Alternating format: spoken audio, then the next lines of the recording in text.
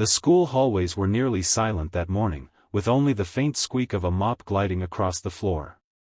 Mr. Harris, the janitor, moved slowly but steadily, his worn shoes scuffing against the tiles. He had worked in this building for years, often invisible to the students and staff who rushed past him. But on this particular morning, something unusual caught his attention. From the far end of the hall, near the gym doors, he heard a soft sound, like muffled sobs. At first, he thought he had imagined it.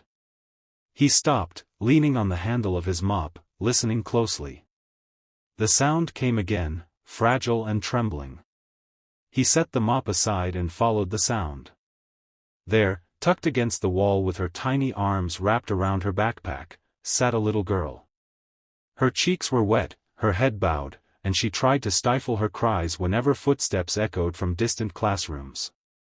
She looked utterly lost, not just in place, but in spirit. Mr. Harris crouched down slowly, careful not to startle her. His voice was soft, gentle, carrying the warmth of a grandfather's concern. "Hey there, sweetheart, are you okay?" The girl lifted her tear-filled eyes, startled that someone had noticed her. For a moment, she didn't answer, just clutched her backpack tighter. But Mr. Harris didn't push. He simply stayed there, at her level, offering a presence that felt safe. And in that quiet hallway, a connection began, one that would change everything. The little girl hesitated, her lips trembling as she tried to form words. Mr. Harris didn't rush her. Instead, he slowly sat down on the floor beside her, leaning back against the wall like they were just two friends taking a quiet break. His old uniform smelled faintly of soap and floor polish, but his eyes carried a kindness that softened the moment. "You know," he said gently, reaching into his lunch bag, "when I was about your age, I got lost on my very first day at school too. I thought the world had swallowed me whole." He chuckled softly, pulling out a simple sandwich wrapped in paper. He tore it in half and offered her a piece. The girl looked at him, hesitant at first, but hunger and trust slowly broke through her fear. She took the sandwich, her small fingers brushing against his calloused hand. A faint smile flickered across her face for the first time that morning. Between timid bites, her words finally tumbled out. She explained in a small voice that she was new, her family had just moved to town, and she didn't know anyone. Everyone seemed so busy, so sure of themselves, while she felt invisible, like she didn't belong. Mr. Harris nodded, listening as though her fears were the most important words he had ever heard. "Well," he said softly, "you belong here now. And you're not invisible to me." For the first time, her tears began to dry. When the bell rang, signaling the start of classes, the little girl's eyes filled with panic again. She clutched her backpack like a shield, afraid of walking into a room full of strangers. Mr. Harris noticed immediately and gave her a reassuring smile. "Tell you what," he said kindly, holding out his hand, "how about I walk with you? You don't have to face this alone." Her small hand slipped into his, and together they began their walk down the long hallway. Along the way, Mr. Harris stopped to greet passing teachers and students, making sure to introduce the girl each time.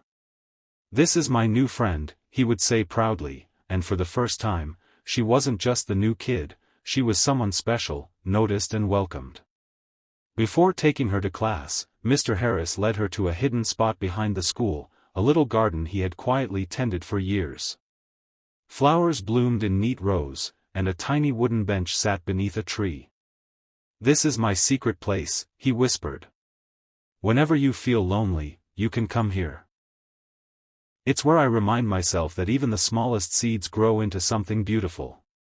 The girl's eyes lit up, her fear melting into wonder. She squeezed his hand tighter and smiled, a genuine smile that transformed her whole face. In that moment, Mr. Harris wasn't just a janitor. To her, he became the first friend she had in a new world. By the end of the week, the school buzzed with unusual excitement. The principal had called for a special assembly in the auditorium. Students whispered, teachers speculated, but no one knew exactly why.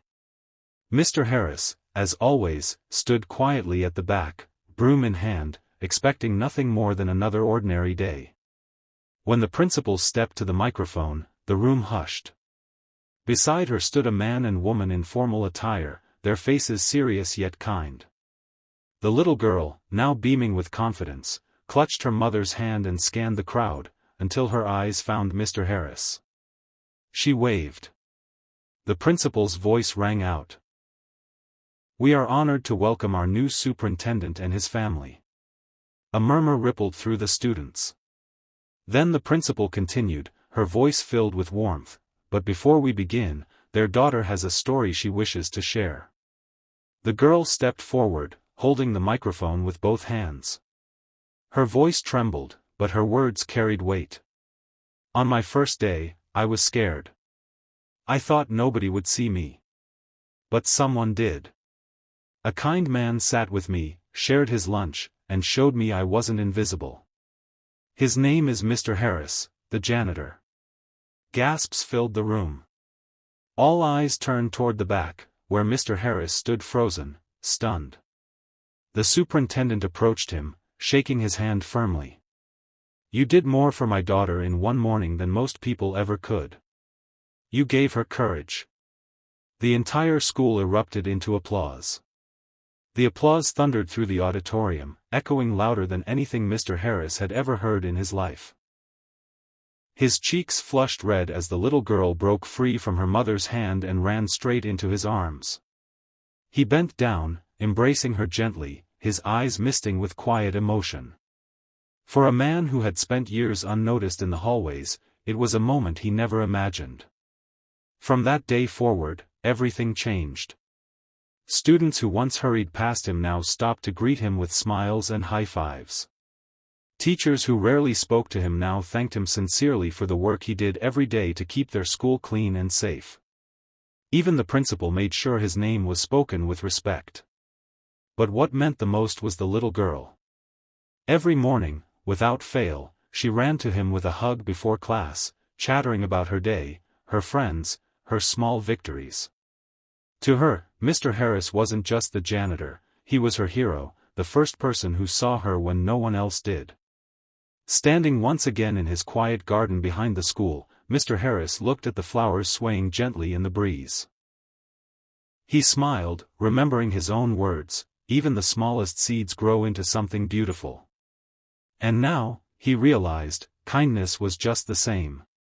A single act, planted in a moment of compassion, had blossomed into something far greater, changing not just one girl's life, but an entire school.